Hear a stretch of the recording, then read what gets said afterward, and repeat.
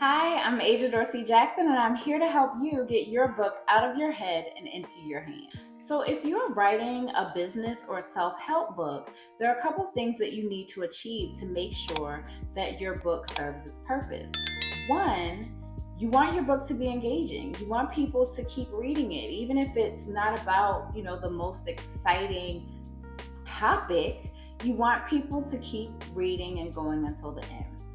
Two, you want your book to serve its purpose. So if you're writing a business book or a self-help book, you've promised your reader that they're going to get something out of your book. So you want them to walk away feeling like they got out of the book the time that they invested in reading it and the money they invested in buying it. So there are a few things that you need to keep in mind when you're writing your book, and you need to do this chapter by chapter.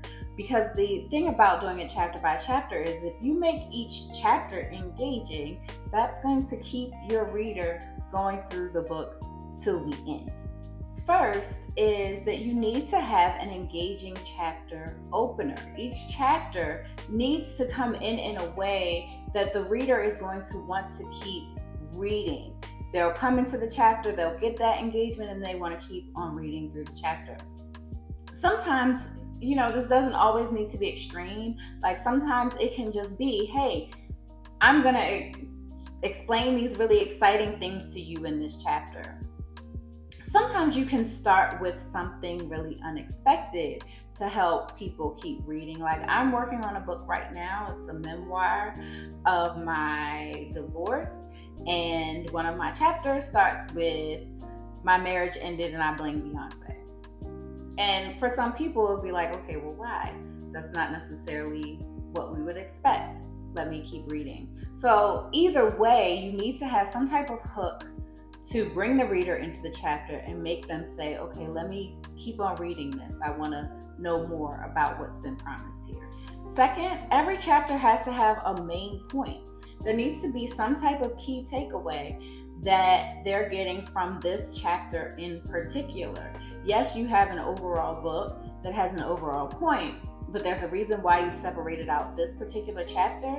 So make sure that each chapter has its own separate takeaway in the context of the greater framework of your book. Third, everything that's in your chapter then should be in support of the main point of the chapter. You can stay focused and make sure that you're keeping things engaging, that you're keeping a certain pace, and that you're not including a bunch of stuff that doesn't belong, is if you can ensure that, okay, this is my main point of the chapter, and everything that I'm talking about in the chapter backs up this main point to some degree.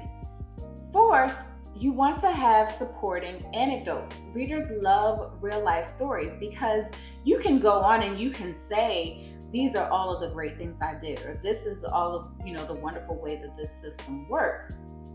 However, people want to be able to see that. And so if you can walk someone through an anecdote, if you can walk someone through a story that really speaks to the point that you're trying to make, then that also helps to keep your reader hooked and engaged.